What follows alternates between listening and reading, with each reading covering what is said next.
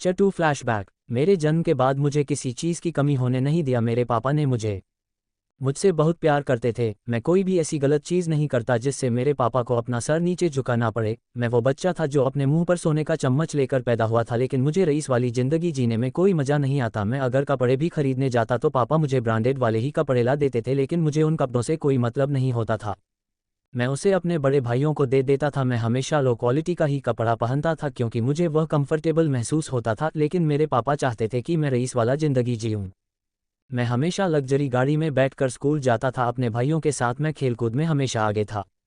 एक दिन मुझे बुखार हो गया था तो मेरे पापा को परेशान हो गए थे। मैंने सारी रात बिता दी मेरे पास बैठकर। मैं खुश था कि मुझे इतना अच्छा परिवार मिला है, लेकिन मुझे आम आदमी की तरह जीना अच्छा लगता था।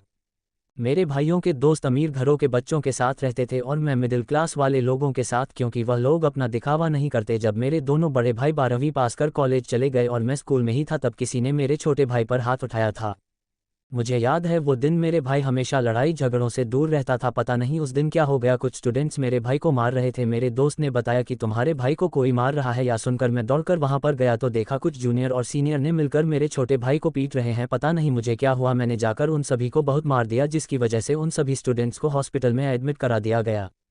जब ये बात मेरे पापा को चली तो उन्होंने पहली बार मुझ पर हाथ उठाया था। उस रात को मैं सो नहीं पाया था कि मेरे पापा ने मुझ पर क्यों हाथ उठाया। मैंने तो कुछ गलत भी नहीं किया था। मैं अपने पापा को सफाई देता रहा, लेकिन उन्होंने कुछ नहीं सुना।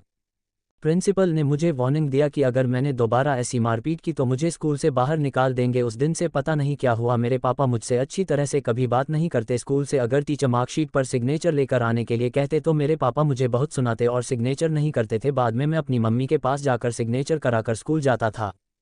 आस्ते आस्ते मेरी और मेरे पापा का दूरियां बढ़ती गई और ये दूरियां इतनी बढ़ गई कि मैं अपनी पापा से बात करने के लिए हमेशा उत्तीर्ण रहता है, लेकिन मेरे पापा मुझसे कुछ बात नहीं करती। अगर मैं कुछ बात करने भी जाता तो मुझे गुस्से से बात करके मुझे अपने कमरे से बाहर निकाल देते।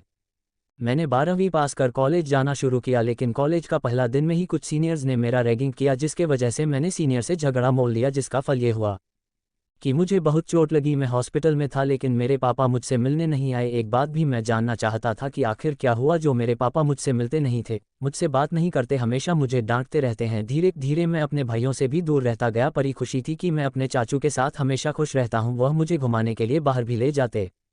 एक दिन की बात है, जब मैं अपने चाचू के साथ घूमकर घर आया तो अपने मम्मी पापा के कमरे से गुजर रहा था। माँ बोली, हम आरव को क्यों लेकर नहीं जा रहे हैं। यह सुनकर पिताजी बोले, ताकि वह हर जगह जाकर झगड़ा करे, मेरे नाम दो बाएं। मैंने उसे ऐसा कभी नहीं सोचा था कि वह ऐसा बिगड़ जाएगा, आवारागर्दी करेगा। मुझे उसका नाम सुनने पर ही गुस्सा आ जाता है। पता नहीं हमने उसे पैदा ही क्यों किया। ये सुनकर मेरी आंखें नम हो गई और मैं अपने कमरे में Jakara puta puta kara ron laga para yaha sokain laga ki akira papa. ने ऐसा क्यों कहा कि वह मुझे पैदा ही नहीं करना चाहते थे। मैं उस दिन ठीक से सो नहीं पाया। अगले दिन स्कूल भी नहीं गया, जिसके वजह से पापा और नाराज हो गए। उन्होंने मुझे स्टडी रूम में बुलाकर कहा, तुम आज स्कूल क्यों नहीं गए थे। मैं कुछ नहीं बोल सका। उन्होंने मुझे एक जोरदार थप्पड़ लगाया और मैं फर्श पर गिर गया। मेरे मुंह के साइड से खून निकलने लगा। निकल जाओ यहाँ से और दोबारा मुझे अपनी शक्ल मत दिखाना। मैं वहाँ से चला गया। ब्रेकफास्ट, लंच या डिनर किसी में मुझे पापा ने ठीक से देखा भी नहीं। जब मेरा जन्मदिन आता तो किसी को याद भी नहीं होता। अगर मैं किसी को बोलूं कि मेरा आज जन्मदिन है तो वह मुझे कहते कि तुमने कौन सा जो तीर मार लिया है जो तुम्हारा जन्मदिन हम मनाएं। लेकिन एक बात की खुशी थी कि मेरे चाचू मुझे हर जन्मदिन पर कुछ ना कुछ देते रहते थे। मुझे कॉलेज जाने के लिए मेरे चाचू ने ही मुझे एक बाइक गिफ्ट किया था, जिसे मैं अपना कॉलेज जा सकूं। मेरे भाइयों के पास लग्जरी कारें थी, एक एक के पास गाड़ियों का कलेक्शन था। मेरे भाइयों का जन्मदिन पर कुछ ना कुछ उन लोगों को मिलता जाता हूं, पर मैं कुछ नहीं कहता था, शांत ही रहता था। एक बार मैंने अपने बड़े भाई की कार को हाथ लगा दिया था, जिसके वजह से मेरे बड़े भाई ने मेरा हाथ बिगाड़ दिया था। तब से मैंने घर की एक भी गाड़ियों को हाथ नहीं लगाया था।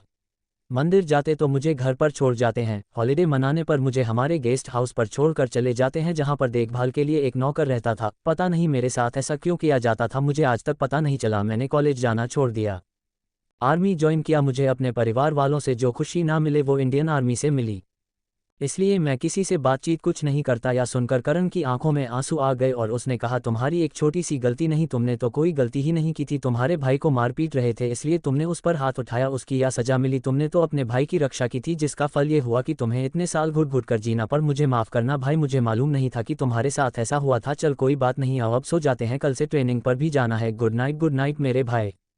स्टोरी अच्छी लगी हो तो लाइक शेयर कमेंट फॉलो जरूर करें। आज के लिए बस इतना ही, मिलते हैं नेक्स्ट एपिसोड में, तब तक के लिए सभी को राधे राधे। ये क्रेडिट ऑथर दीप राज को जाता है, जिनका लिंक नीचे डिस्क्रिप्शन में दिया गया है।